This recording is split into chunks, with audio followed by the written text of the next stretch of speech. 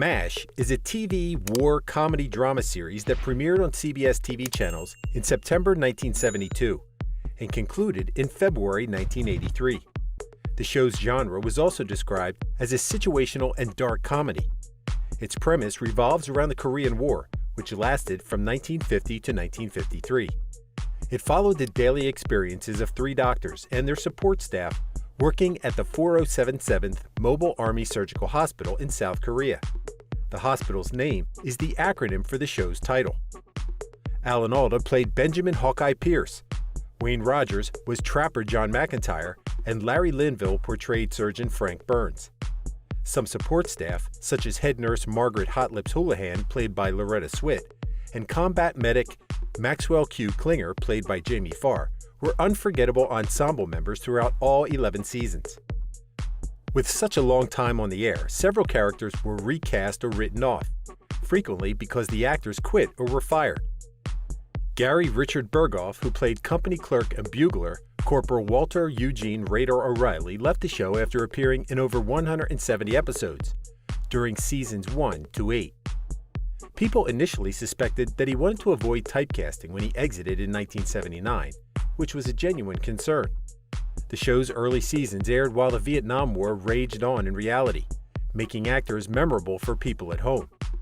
Moreover, the show remains one of U.S. television's best-known and highest-rated works.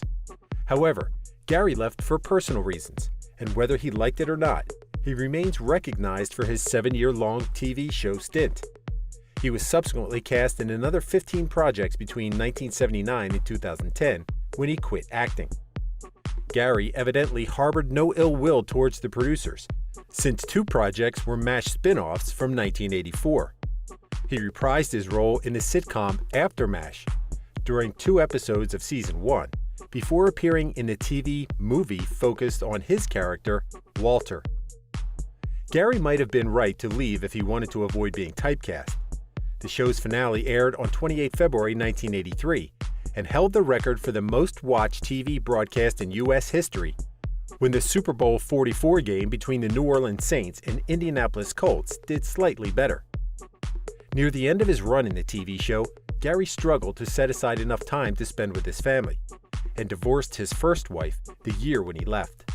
Moreover, behind the scenes, information suggests that Gary felt that he wasn't getting the credit that he deserved. Besides conflicting with some co-stars on set, and slowly becoming less passionate about portraying his character, there were rumors that he was often late, potentially because of sleeping issues, and so slowed down the filming. Regardless, Gary was later satisfied with his decision, as it allowed him to focus on things that mattered more, such as running businesses, fishing, spending time with his 3 children, and finding a new partner, later wife Elizabeth Bostrom. He was born on 24 May 1943 in Bristol, Connecticut, and lived in Clinton, Connecticut, before settling in Delavan, Wisconsin.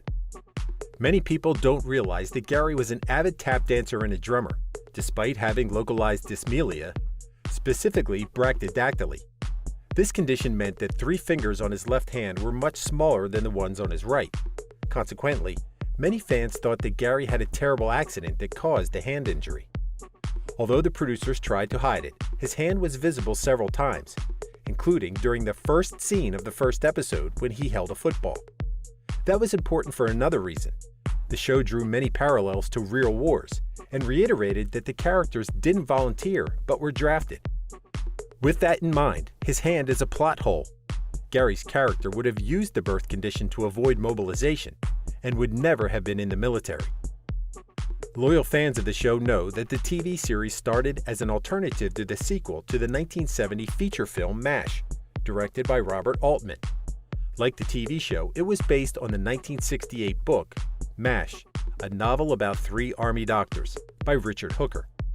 Interestingly, while a few actors reprised their roles in the TV show, Gary was the only cast member who became a series regular. Although he played the same character in both, he made a few changes the second time. Gary realized that the TV characters were developing in new directions, and that the doctors understood the war's nature. While his character equally disliked being there, he was a clerk and an instrument player. Therefore, Gary thought that he would be unaccustomed to the chaos, brutality, tough decisions, and difficulty of survival. Moreover, his character was part of a unique record.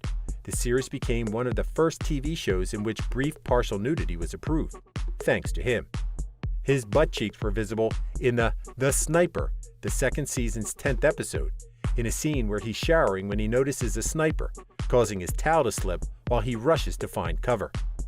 He filmed 7 seasons of MASH, and his character's popularity was rising, so wasn't at risk of appearing less frequently. He was nominated for 6 Emmy Awards for Outstanding Supporting Actor in a Comedy Series, and won one in 1977. Thus, viewers were shocked to discover that he was leaving the show. He explained that he decided to leave while relaxing in the pool at home one day. A plane flew above him, and instead of ignoring it or casually looking towards the sky, he froze, as his character would. Besides noticing that his character's traits were slowly seeping into his private life, Gary felt that he was experiencing burnout. Furthermore, he'd been having problems at home, mainly because he was an absent father. He started arguing with his wife, Janet Gale, whom he married in 1971, a year before he made his TV show debut, and they had one daughter, Gina. During a radio interview in 2006, Gary said, "Family became the most important thing to me. I wasn't available as a father because of my work. That doesn't stop when the work stops. Whenever you go out with them, you're always torn from family to deal with public recognition." Gary also stated, "You either want to be rich and famous or a daddy. It's almost impossible to do both." Charles S. Dubin, who directed many episodes, stated during his interview with Television Academy Foundation that he felt sorry for Gary. The actor expressed that he wasn't getting proper credit for his dedication to the character and his work. Charles also confirmed that Gary's private problems became evident on set. He said that Gary broke down in tears and had to take a 15-minute break when they filmed Goodbye Radar, a 2-part farewell episode. Charles thought that it was because his character fell in love with the woman and was considering a future with her before they had to go their separate ways, which mirrored his life at home. That became apparent when Gary and Janet divorced in 1979, when the 8th season aired, 4 years after their daughter's birth. Gary's co-stars, particularly Mike Farrell, who played Captain B.J. Honeycutt, tried to change his mind and inspire him to stay. However, Gary wasn't budging, even knowing that he might never reach that level of prominence afterwards. He had examples of the aforementioned Larry Linville and McLean Stevenson, who played Lieutenant Colonel Henry Blake in the show, whose popularity declined after they left. Mike praised his acting chops, saying that he may have been the best actor in the company thanks to his focus and ability to find the little gems of behavior that made everything seem absolutely true. Mike also tried to help him privately, according to a TV Guide magazine article from 1983 by Bert Prelutsky, a columnist and screenwriter who wrote 8 episodes of MASH. Gary reportedly had personal problems and felt that people were conspiring against him, so he was rude to everyone. He would allegedly throw big tantrums when people confronted him and clash with the cast, particularly Alan Alda, who accepted his Emmy Award in 1977. Mike told him that his problem was that he could dish things out, but couldn't handle receiving critique on his performance. Burt Metcalf, the show's writer and producer, explained Gary's irritability through a tremendous sleeping problem that made him late for call times, slowing the production and agitating people on set. Burt also claimed that the actor started disliking his role and only kept going to keep others happy, so he was anxious to move on. Gary commented in 1984, "I'd given all I had to give to the part and the show. I cared too much to give less than my best. I'd lost my vitality." CBS reportedly offered him $4 million to return, but he told them that he missed the simpler life and the friends and family back home in Connecticut and Wisconsin. Gary claimed that he could have been wealthy if he renegotiated his contract and switched to filming less than 16 hours a day, or moved to Newhart, a TV show that offered him a prominent role in 1982. Despite all the problems, CBS honored Gary's contribution to the show by giving him a proper send-off.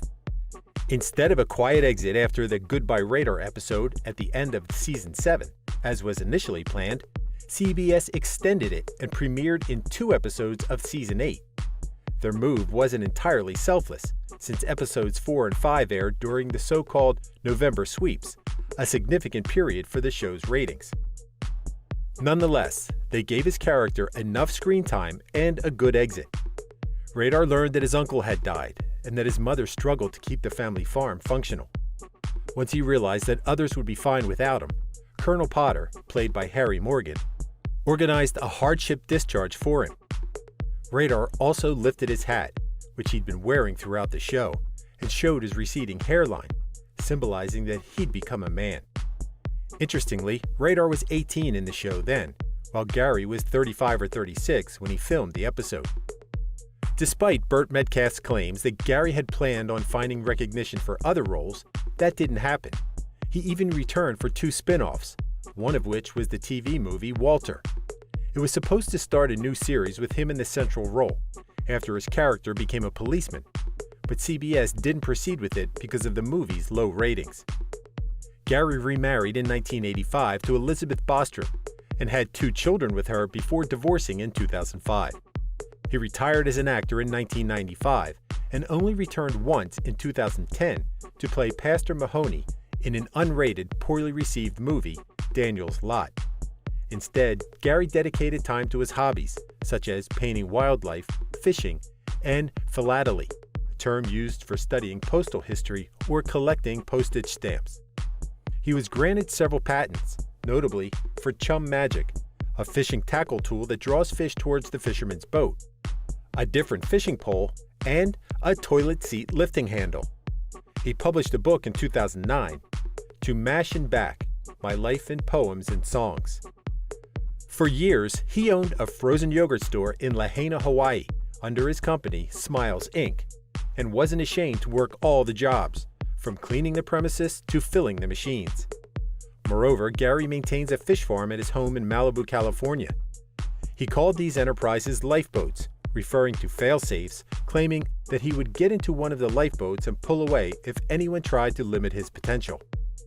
Gary is now dedicated to painting, having started selling his art in 1993. He's also devoted to Christianity and his 2 sons, Miles and Jordan. Since Gary is inactive online, Miles announced that Elizabeth passed away in 2019, 14 years after she divorced Gary. Gina, Gary's daughter, followed in her father's footsteps and revealed that she wanted to be a professional actress.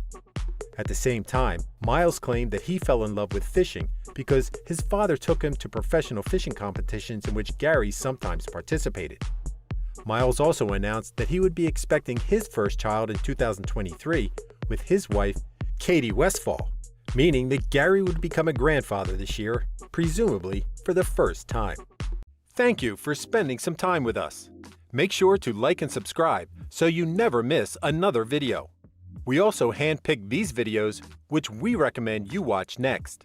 You can talk to us on all social medias or ask a question in the comments below. Thank you for being with us, and we'll see you back tomorrow.